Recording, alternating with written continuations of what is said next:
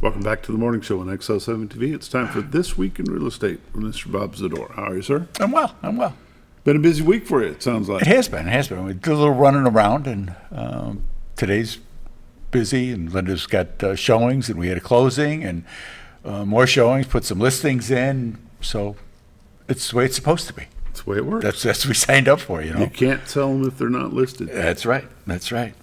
And seeing how different agencies work, and there's a number of agencies that are working here in the area now that aren't from here, and they're taking listings and they're searching out listings, and for some reason people are saying, "Oh yeah, okay, sure, I'll trust you with the biggest investment of my life to that you'll sell it even though you're in Jonesboro or Yes. wherever." I noticed that.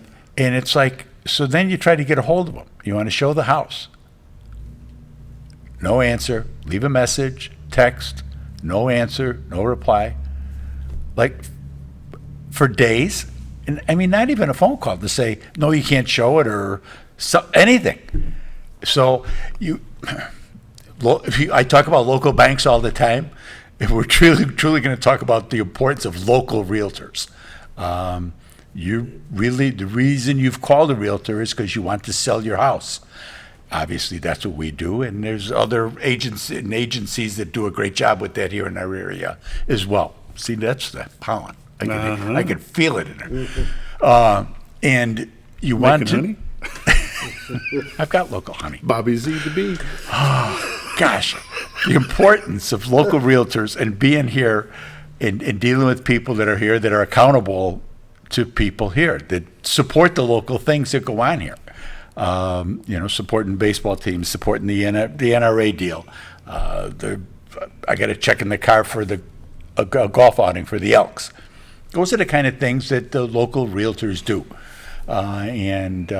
Sponsorship on here, above and beyond the show, just to be here to help people. And that's so important to the community, and for us to be a part of the community, but for the community to also support the local people. Like I said, I'm always on local banks because that is really important. But deal with the people you go to churches with, deal with the people that you see in harps, and that are trying to do things to help the community stay the community. So There has been a noticeable influx of out of town, out of state realtor signs and such around. Yeah. It's frustrating. And that's It really come is. within the last 3 or 4 months. Yeah. It's not. Well, because they changed the MLS rules as far as being able to get things on there, and as far as before you used to have to be a full member, and it cost more money to do it, and all the agents, and that's not a Bob thing. So I'm not as worried about that. But they changed all that. So now it's much easier for just individual agents to pop in for a small fee, and they know that a lot of people are looking in this area. They know a lot of people are trying to come here. So they're trying to get their name out as though they're associated, because we've got houses in our MLS that are up in West Plains and areas that aren't really from here, but they're trying to get some traction by by advertising in a place where people are looking for homes, and then I don't know, I have a hard time with it. Yeah. Kind of stay in your lane type stuff. There you go. I think that's important as well. And it's, I don't understand why they would change the rules to open it up so broadly. I think they had to. There was, these lawyers are making buckets full of money on realtors, so Yeah. it's like, oh yeah, those realtors, okay, I'm not going there. Never mind. Rewind. Yeah, take that back. Other than that, how's Yes. things? Good. Staying Boys are plenty good. busy? Yeah. But we've been busy, and we're helping people out, and we're going to people's houses and seeing them. Just that over, and we talk about this a lot. They get overwhelmed with their stuff, and if you're even thinking that you're going to be moving over the next 2 years, because you really do know that we got to go, that this isn't going to, we just can't keep this up. we're going to be downsizing. We're going to have to move into assisted living. We're going to be going with the kids, whatever the case may be. Just start, and don't get so overwhelmed when you walk in there that you just see everything. You take one room, take a small room, and you just kind of start in one corner and just work your way around, and make lists. Get the kids to come down. Have the kids come down and say, "Look, you always said you wanted this It's table time to from take it. it with you. It's bring a trailer and come and get it." Because if they don't want it, okay, fine. Then we'll deal with that differently. But let the kids come in and get what they want, or at least let you know that that I really do want this, but I want you to be able to keep it. There was when Mom was going, and the kids came in, and like Pat took a salt and pepper shaker, I took an Angel, but I didn't take it. She said, "Well, take it." I said, "I don't want it now. You're here. You enjoy it every day when you look at it." So she took a Post-it and stuck it on the bottom of the Angel, and when we went back to the home after the funeral and stuff, Diane came over and said, here's your Angel. Because that was all we really took. The kids, they don't want the furniture. The parents think they want all that stuff. Right. The kids really don't want the all that stuff. collectible things and stuff like that. Oh, I got all these Hummels, or I got all of the Beanie Babies, whatever the case may have been. And the fun that you had and the feeling that you got for them, that was for the hunt to get it. I remember when we got this one, we were in Dubuque, and we were going through a little store, and I saw this on the shelf, and that's what it is. It's just porcelain, The kids are like, "Yeah, Ma, it's nice." They don't and there are some outliers out there where the daughter is like, "Oh my God, thank God I got all this stuff from Mom." But in general, That's not the norm. Not the norm at all. I get guys with great gun collections. Going to give them to the kids? Oh, the kids don't want these. They don't want guns. Okay. They realize what you have here. Don't care. So it goes for both men and women. What is the bigger drive of house prices? Is it the supply and demand? Is it the current economic market? What is it that drives the pricing of a home? Right now, it's all of the above. There is a supply and demand at certain price points because there's such a demand throughout the market, throughout everywhere you go, that the prices. They thought when they raised the interest rates that the prices would fall because you can't have both.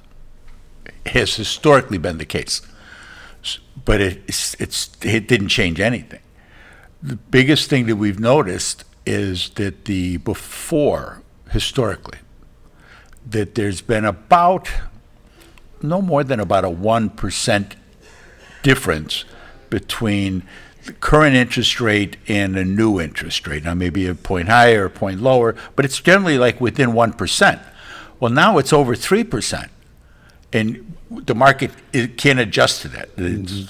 It's just way out of whack. And trying to get homes that are priced right, that are ready to go.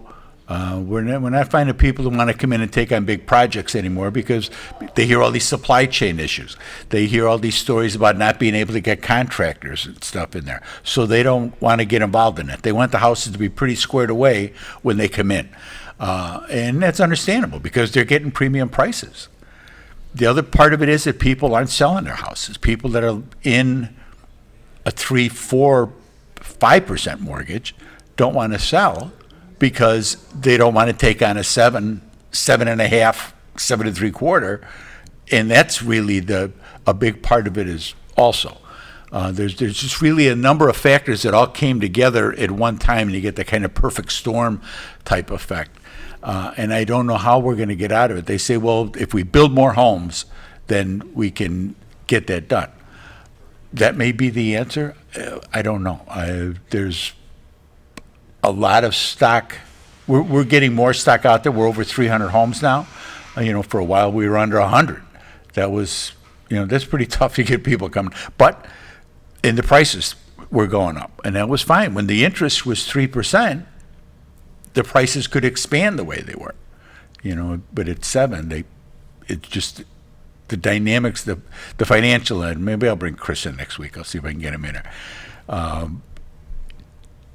It's a tough thing right now. First-time home buyers, I feel so bad for them. I mean, they can't get nothing. They can't catch a break either way. You know, the interest rates are high. The price of the homes are high. The amount for down payments and trying to raise that, it's a really, really tough thing to do. The way the market fluctuates and moves and the way things are currently, some people say, well, I'm just going to wait until the market corrects itself and the prices are going to come back down, the interest rate's going to come back down. That may be a pipe dream. I believe that's the case. You know, I don't think, you know, people are like, well, we'll wait till the rates come back down to 3 or 4. If that happens, if the rates hit 3 again, even low 4s, I think something is going desperately wrong, and they're trying to pump things up again. That was a fluke at the time. They were trying to get the economy stimulated because COVID. I mean, that's really what it was all about. And coming out of the recession, Yeah, but the rates were low before COVID. but they were down, but they continued down, and then but the price of the houses started up. So they should have started to bring the rates up a little bit As as they increased. the prices were increasing with the supply and demand. People were trying to get out of where they were, and people didn't realize, you know, that when you were working from home, and it's you and mom and 2 kids living in, you know, it's okay when you're living in a smaller place, but now when you're in it all day together, they realize how small some of those places were. And that put a lot of pressure on the market, and people that could afford to go someplace, that could afford to come here, that could afford to move farther out in the country, whatever it was, where they had to be able to still work from home. There were a lot of factors that all came together at one time, and that hurt, you know. Well, let's take a look at your numbers. This week in real estate, come on, you stinker. There we are. This week in real estate, there were 56 new listings came on the market, 4 commercial properties, 27 parcels of land, 25 homes came on the market. They range in price from $62,000 to $1.4 million, and 4 of those had taken backups, not the one for 1.4. There were 41 sales, no commercial properties, but 11 parcels of land sold and 30 homes sold. Those homes ranged in price from $92,000 to $765,000. Average sale price this week was $255,000 with 88 days on market. There were 12 properties expired. There were 21 residential price changes, and there was 51 pending waiting to close. Currently, we have 305 homes on the MLS. Year to date, for 2024, there's been 237 homes have sold for $56 million. The average sale price this year is $236 with 88 days on market. Last year, there had been 255 homes that sold for $55 million. Average sale price last year was $217 with 92 days on market. In 22, there had been 336 sales, market kind of frothy, with average sale price of $220. 21, there had been 302 homes that sold, average sale price of $182. If we go back to 19, pre-COVID, there had been 251 sales with an average sale price of $145. So when you look at that 251 compared to the 236, or excuse me, the 237 where we are now, but a $236,000 average sale price compared to a 145 in a 5-year five-year market, jump. That's a big jump. It is a big jump. How do they get you? You want to call Linda. Do yourself a favor and call my honey, 870-405-0793. The website's retiredarkansas.net. The MLS is on there. There's a bunch of other information on there. The cameras are on there. You can watch storms. You can watch a bunch of things during the day. You can watch the boys fishing down there. But give her a call. She's at 870-405-0793. And don't feel overwhelmed. We can help you with this. We can help get you out of there, help get you on your way, help you find the right, it's a matter of finding the right home for the right time of your life, and that's what we can help you do. There you go. That's been This Week in Real Estate with Mr. Bob Zador. 870-405-0793 is the number. Retiredarkansas.net is the website. You're watching The Morning Show on XL7 TV. We'll be back in just a moment.